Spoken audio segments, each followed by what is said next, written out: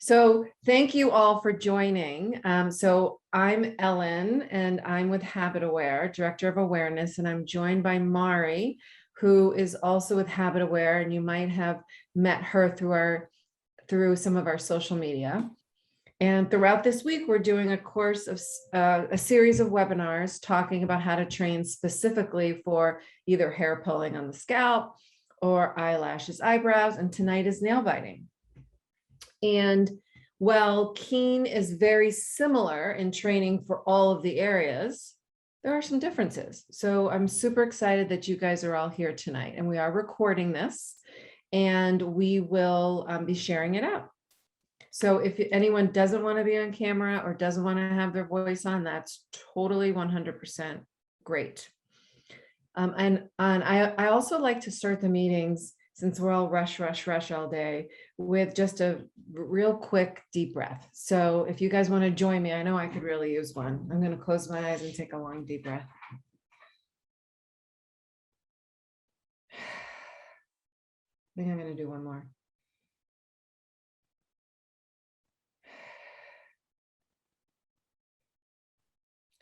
Okay, I don't know about you, but I feel better. And one hot, we have our fight or flight, right? Where we're like, our heart is palpitating and we're a little sweaty and all we want to do is run or freeze or hide. And when you take a deep breath in and a longer breath out, let's say 4 breaths in, 5 seconds out, 4 seconds in, 5+ seconds out, it turns on that rest and digest and helps you relax. So whenever you're finding you're somewhere and you need that, your breath is always with you. Your hands are always with you. Our hair and our skin are always with us, but so is our breath. So what I'd like to do tonight is, and if you guys would in the chat, just kind of let me know if you want to focus on nail biting and nail picking, cuticle picking, or just nail biting, or just cuticle picking. That would be good to know. And Mari here is going to help me with the chat. So she's going to be answering questions and trying to keep me on task. So excellent. Okay, it looks like people want to do both. Okay, so let's do that. Awesome.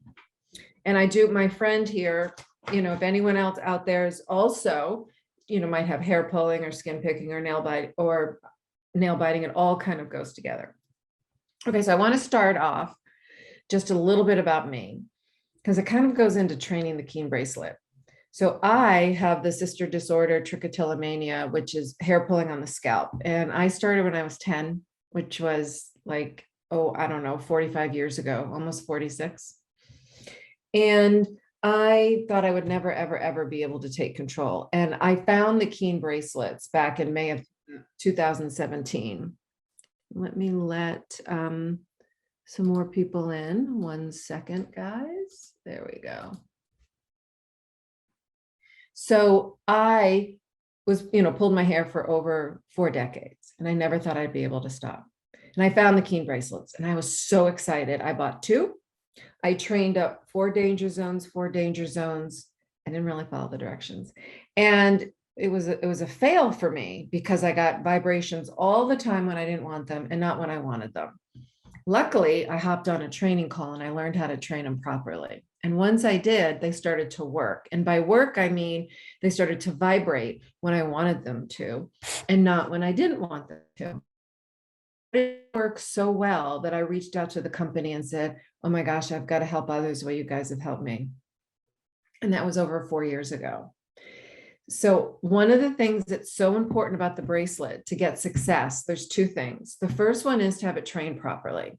And we'll never get to 100% true accuracy, but I'm going to share with you how to get close and then how to make up that other 20% to your advantage.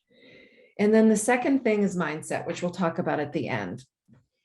So let's talk about the best way to train the bracelet. And I'm going to take a few moments before we even train it together.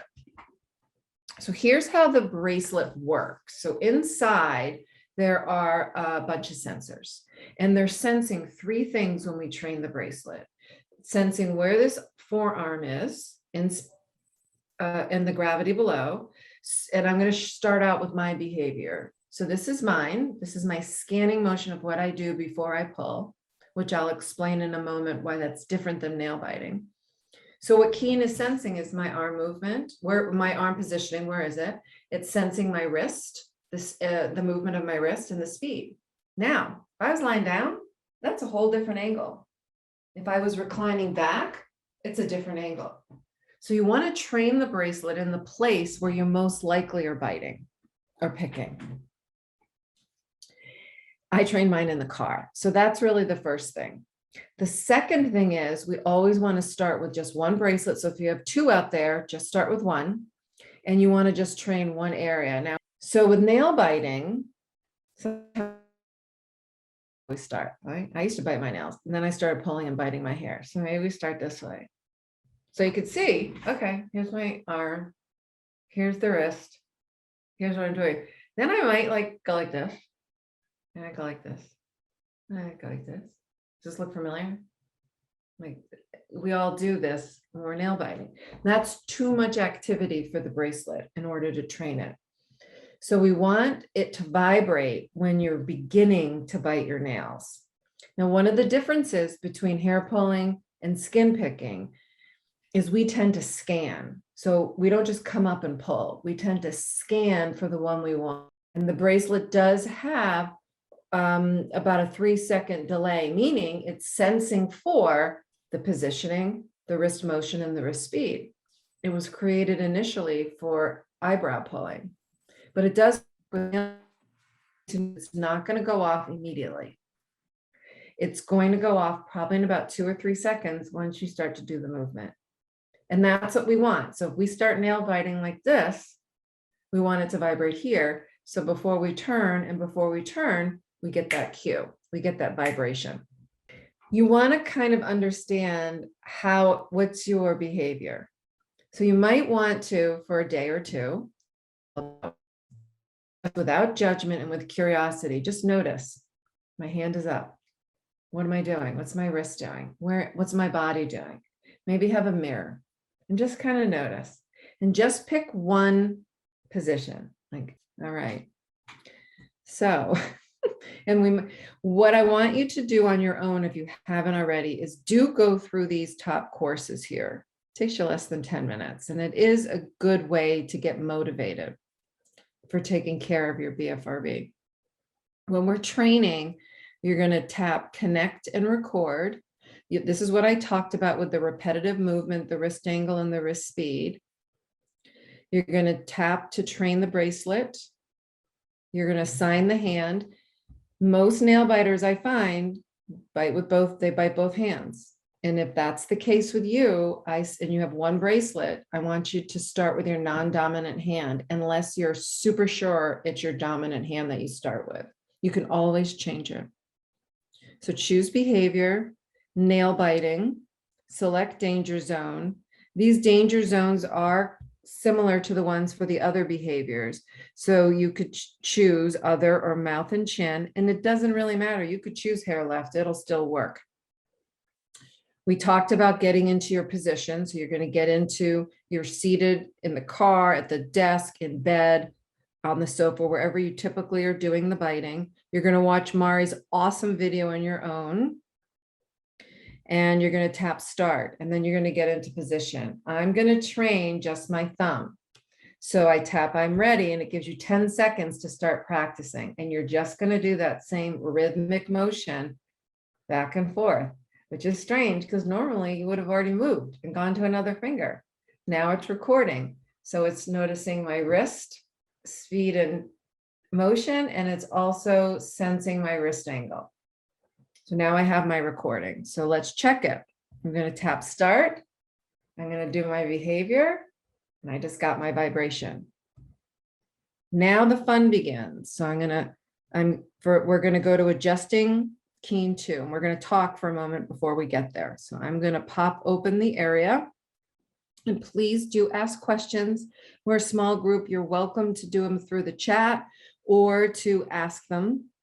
So I have 3 areas trained right now.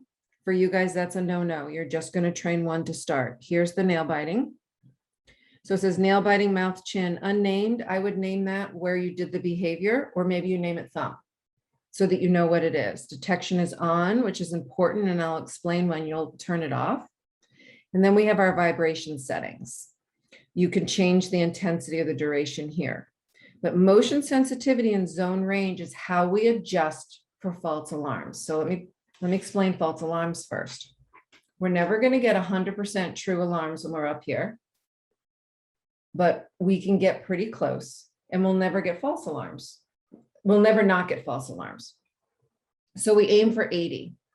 And there's 3 kinds of false alarms. There are productive ones, there are one-offs, and then there's those unproductive ones. This would be a productive false alarm because this could lead to this. So this would be something that I wouldn't want to adjust for or get mad about. You want to consider every single time that Keen vibrates, it's a hug on your wrist telling you that you are a rock star, you are training your awareness muscles, go you, have a little party in your head. Instead of what we all do, which is, what's wrong with me? Why can't I stop? And I suck. Because that's not true. This is a behavior that we've been doing for so long, and now we're learning where our hands are. Okay, so pesky false alarms. If you're getting a productive alarm, awesome.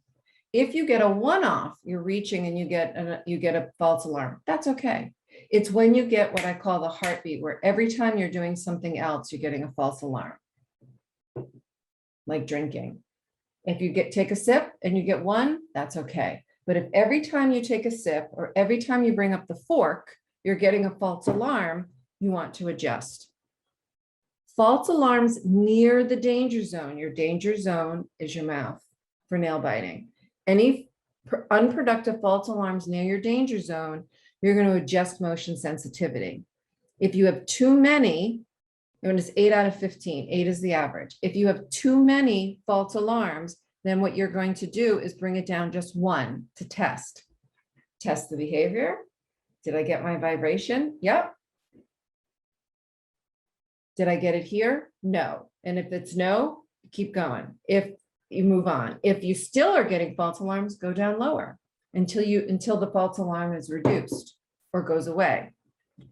Sometimes our behavior is so similar to something we do all the time that we have to adjust ourselves. And I'm going to give you an example.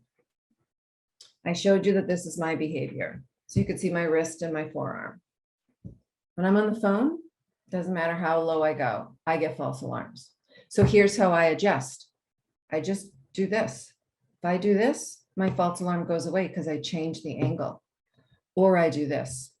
And the reason why, it's more important to me to have Keen as my guard than to be able to talk on the phone. So sometimes we just have to adjust ourselves. Now, if you're getting too many false alarms away from your danger zone, that would be away from your body. So you're driving, you're texting, you're typing, and then every single time you put the cup away when you're emptying the dishwasher, it goes off. Then what you do is you hit narrow on zone range. I want you to imagine you've got a hula hoop around you, and that's sort of your sphere of where everything is trained. Sometimes when we're in the cusp of that, if this is your position and you're driving, you could be right on that cusp of that angle, or that sphere. So if you hit narrow, it should narrow that hula hoop so that you don't get that false alarm. If that doesn't work, maybe you move your hand here. So the beauty of this is, if this isn't a good training, all you do is hit delete danger zone, and then you start over. The most important thing is to make sure that you have movement. If you're biting your nails and there's hardly any movement, the Keen won't get a good recording because it won't catch anything. And if you have too much movement, it's going to throw things off because you're giving it too much information, and it's not going to give you a good recording. So let me pause here and ask if there's any questions about training initially for nail biting, about the It's not the scanning motion because we don't really scan, but it's that beginning motion of what you're doing before you bite or just as you're biting. Okay, so let's go on to, all right, so Ellen, I do this, but I also do this. You know, how do I handle that? You start with one area and maybe you start with this and you get your vibration, and every time you get the vibration, it's a hug, and it's your self-care alarm to do something else, to do a healthier behavior. If you're catching yourself doing other things with those fingers, then train a second one. And here's the best practice on training the second one. So you're going to take the area, imagine, I know I deleted mine, but imagine this is yours and the detection setting is on. You are going to turn it off. Then you're going to tap back, and then you're going to train another danger zone. And maybe that one is index finger. After you train index finger, you're going to continue to leave thumb off. Because if you have thumb on and index finger on at the same time, you won't know which one's vibrating in order to adjust it. So once you have thumb the way you like it, with your motion sensitivity and your zone, and train the other finger. Leave that one on, test, test, test, test, change, change, change, change, re-record if you need to. And then once you like that one, then you turn them both on. And if you need a third area, you do the same thing. You would turn the areas off, and then you would train, maybe it's this. So you can train up to 4 areas. We suggest starting with 1. Most of the people I work with will tell me I need 7 areas. But once they start working with Keen, they realize they don't, because your awareness, that's the whole goal, is to be aware of where your hands are. So that's the best practices in training for nail biting, is starting with 1 finger or just your thumb, doing just that micro movement, making sure there is movement. Live with that one, disable it, and then add another one so that you're covered. Okay, so at the beginning of the call, I asked too about finger picking. Did you want to, oh, my internet, Mari, is unstable. Am I okay? Oh, no. Okay, You're showing up right now. Okay, good. Awesome. Okay. So the other thing we talked about at the beginning of the call was what about, and I'm going to go off screen sharing for right now so that you guys can see me better. What about cuticle picking? So with the Keen2 bracelet does work best shoulders up. It does also work for shoulders down, but you always want to start shoulders up, and I would start with nail biting versus finger picking to get some success. Now with finger picking, if you're picking one-handed like this is really not the right tool for you. You want to know why? I think you guys know why. There's no movement in the wrist. When you're finger picking with one finger, there's hardly any movement. It's not going to pick it up. But if you're finger picking two-handed, this is much better to train. So the recommendation is to kind of notice, again, without judgment, just kind of notice, when am I doing it? Am I doing it with elbows on the desk? Am I doing it more with my hands down here? How am I doing it? And then you want to train that. So I'm going to do it. I'm going to show you down here because this tends to be the most common, I notice. So if you're finger picking this way, where this hand is picking at this thumb, you just want to notice, how do you do it? And if you're doing it like this, then that's all you're going to train for the 10 seconds, is you're just going to train that back and forth, just that back and forth. That's it. You will likely get some false alarms because we use our hands all the time, and we use our hands near the center of our body. So you'll have to do sort of a detective trial and error and see what's going to give you the best position where you're getting good results of your alarms, your hug on the wrist, and not as many false alarms. And again, you can use those false alarms, the productive ones, as your friend. And you can use the one-offs as your friends too, reminding you of where your hands are. It's that heartbeat one that you really want to work on adjusting. And then you would adjust it the same way, where you'd come in and adjust for motion sensitivity or adjust and tighten up the zone range. So any questions on finger picking before I continue with a few other things? Ellen, could you talk a little bit more about having certain false alarms as our friends? Yes. So false alarms that are our friends is when we're getting an alarm that is not when we're doing our behavior, but when we're really close to doing our behavior. I'm just going to turn this one off so that I can explain this for you. 1 second. There we go. All right. So false alarms as our friends. So with nail biting, vibrate here. That's awesome because we're doing the behavior. But if you're doing this could be a false alarm that it goes off right here. This is your friend because guess what's going to happen? You're going to go like this, and then you're going to probably do this. So if you're getting a false alarm here, I would consider it a gentle, loving warning that, hey, your hands are close to your danger zone. So that's where, or if your hand is like this is another one that's likely to lead to here. So those are when there are friends. Now, for those that are one-offs, let's say you're emptying the dishwasher and you're putting a cup away and it just goes off, and it doesn't go off again when you're putting away the second one, I would just use that as a reminder. Hey, thanks for reminding me that I'm doing something good for me. You guys all invested in this Keen bracelet because you want to do something good for you. You want to stop or take control of your nail biting habit. So use your tools to your advantage. We don't want to be slapped. So consider the Keen vibration a hug on your wrist, not a slap on your hand. We've been telling ourselves for years, stop biting, stop picking, stop pulling. Well, now it's time to say, hey, your hands are not where you want them to be, in a loving, kind way, because we don't want to be hurt. We've been hurting ourselves for so long. So use that tool. And then when you're getting a random false alarm or one that's happening because your hands are near the area, celebrate it. It's reminding you you're doing something good for you.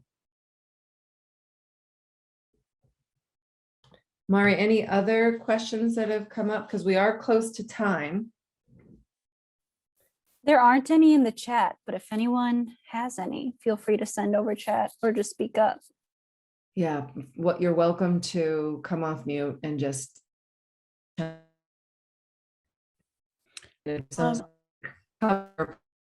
please tell me. Okay. Inconvenient timing. Wait for Ellen to cut out for a second. Oh no. So what was the question that someone started asking? I think it was me talking. Well, what did anyone have another question? Oh, next week in the newsletter.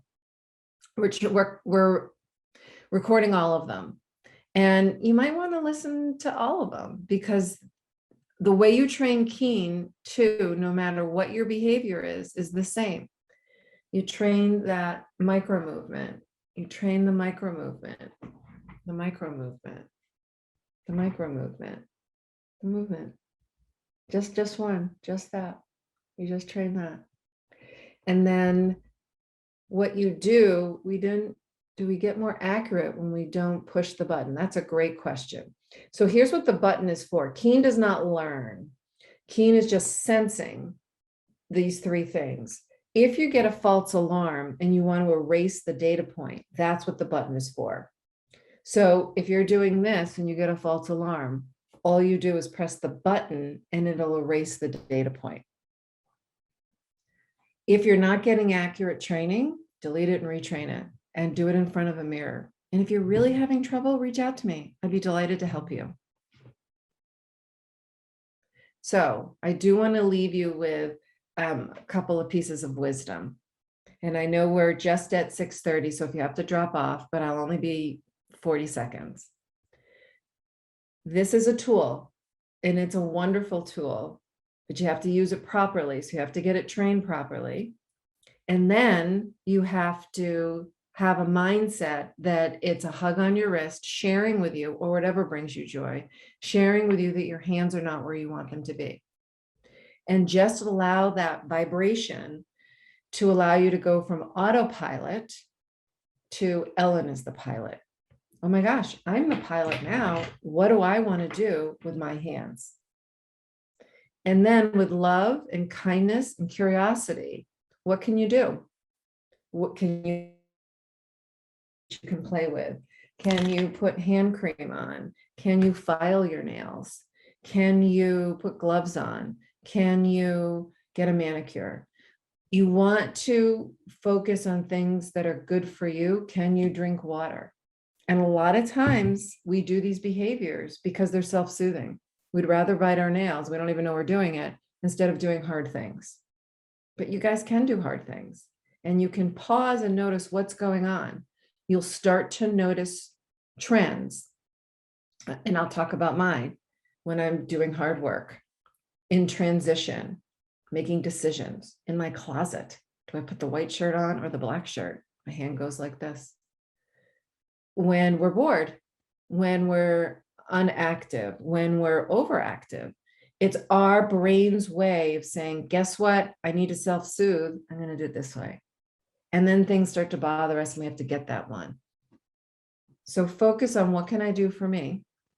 I'm getting a knock, knock, knock. You need some self-care, and use that as a signal to take care of you. And you can always you've got your breath with you everywhere you go. So you can always take deep breaths and then think about, what can I play with? What can I do for myself instead of picking or biting at my nails? So I'm way over time, but thank you for joining me and staying on. Any last minute thoughts, questions, concerns? Okay, well, awesome. Well, I'm really glad to have spent this time with you. Thank you, everybody. Thanks for bearing with me during my thunderstorm and the internet that was unstable. I really appreciate it. So bye, everybody.